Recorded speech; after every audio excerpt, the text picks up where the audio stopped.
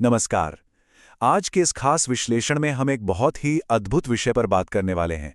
हम समझेंगे कि कैसे जब भी ब्रह्मांड में अहंकार और अराजकता हद से ज्यादा बढ़ जाती है तो उसे वापस संतुलन में लाने के लिए ईश्वरीय शक्तियां किस तरह अपना काम करती हैं। तो चलिए अपनी इस शानदार यात्रा की शुरुआत एक बहुत ही शक्तिशाली और भक्ति भाव से भरे मंत्र के साथ करते हैं। ओम नमो भगवते वासुदेवाय। सच कहूं तो ये मंत्र हमें इस पूरी कथा के मूल से और एक गहरे सम्मान के भाव से जोड़ देता है। आज हम मुख्य रूप से इन विषयों पर चर्चा करेंगे। सनातन धर्म में ईश्वरीय हस्तक्षेप, कूर्म अवतार और महासागर की गहराइयां, वराह अवतार द्वारा पृथ्वी की रक्षा, सुदर्शन चक्र यानी समय का पहिया, कृष्ण की बांसुरी और उनका ईश्वरीय प्रेम, और आखिर में धर्म और सृष्टि का संतुलन। खंड 1 ईश्वरीय हस्तक्षेप और ब्रह्मांडीय संकट। शुरुआत करते हैं उस ब्रह्मांड से जो लगातार विनाश के मुहाने पर खड़ा रहता है। जरा सोचे, महासागर उबल रहे हैं, विशाल पहाड़ डूब रहे हैं। ये सब साफ बता रहा है कि दुनिया खत्म होने वाली है। असुरों के भारी अहंकार की वजह से देवता और दानव दोनों ही इस महासंकट का सामना कर रहे हैं। यहां सब कुछ दांव पर लगा हुआ है। अब ऐसे में एक बड़ा सवाल उठता है, जब दुनिया की नींव ही इन जहरीली लहरों के नीचे डूबने लगे तो ऐसी कौन सी अकल्पनीय शक्ति है जो उसे रोक सकती है? इसी जबरदस्त सवाल के साथ हम समुद्र मंथन की महान कथा की ओर बढ़ते हैं। खंड 2 कूर्म अवतार, महासागर की गहराई और अटूट आधार। आइए देखते हैं कि कैसे भगवान विष्णु परम धैर्य का प्रतीक बनते हैं। होता यह है कि जैसे जैसे मंथन आगे बढ़ता है, भारी भरकम मंदराचल पर्वत गहरे अंधेरे में डूबने लगता है। तब भगवान विष्णु उसे सहारा देने के लिए एक विशाल कछुए यानी कूर्म का रूप धारण करते हैं। और पता है, कूर्म की वज्र जैसी कठोर पीठ और उस घूमते हुए पर्वत के बीच इतना भयंकर घर्षण होता है कि पूरा महासागर उबलने लगता है, मानो आग उगल रहा हो। कूर्म अवतार की इसी मजबूत नींव की बदौलत इस मंथन से 14 दिव्य रत्न सफलतापूर्वक बाहर आए। इनमें अमृतता का अमृत भी शामिल था। यह हमें सिखाता है कि जब चारों तरफ अराजकता मची हो तो एक अटूट और स्थिर संकल्प का होना कितना जरूरी है। अब जरा एक और विनाशकारी घटना की कल्पना करते हैं।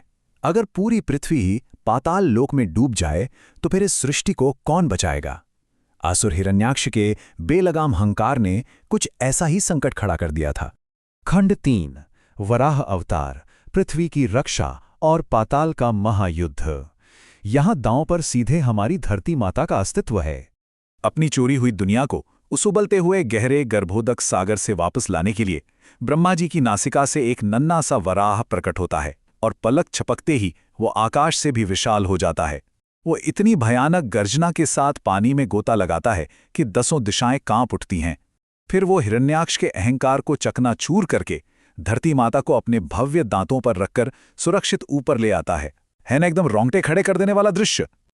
लेकिन जब सिर्फ शारीरिक ताकत से काम ना चले तो फिर क्या किया जाए?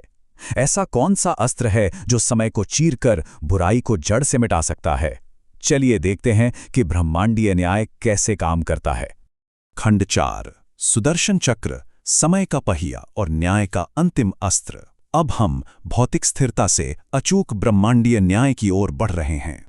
ये बहुत ही दिलचस्प है कि ब्रह्मांड के इस सबसे विनाशकारी अस्त्र का अर्थ असल में एक शुभ दृष्टि है। सु यानी शुभ और दर्शन यानी दृष्टि। ये हमें याद दिलाता है कि सच्चा न्याय हमेशा ईश्वरीय सत्य और ब्रह्मांड की भलाई से जुड़ा होता है। इसके निर्माण की कहानी भी कम अद्भुत नहीं है।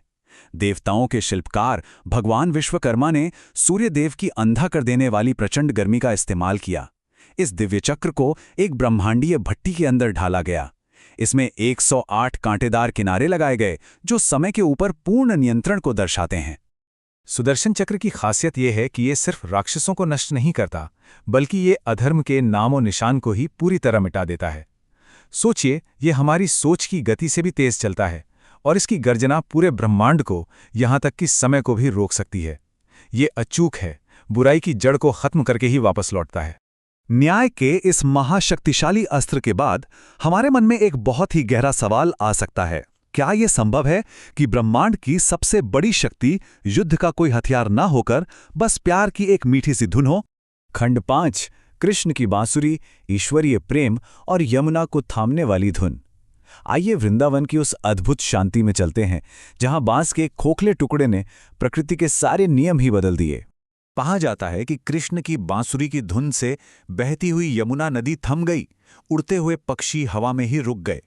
इस धुन ने दुनिया के शोर शराबे में भटकी हुई आत्माओं को मानो एक नई दिशा दी। यह हमें सिखाता है कि जब हम भीतर से अपने सारे अहंकार को मिटाकर एक बांसुरी की तरह खोखले हो जाते हैं, तभी ईश्वर हमारे जरिए अपनी सबसे सुंदर धुन बजा सकते हैं। खंड 6 धर्म और सृष्टि का संतुलन, परम सामंजस्य। अब हम अपनी इस यात्रा के अंतिम चरण में हैं। ये संतुलन हमारे लिए एक आध्यात्मिक आईने की तरह है।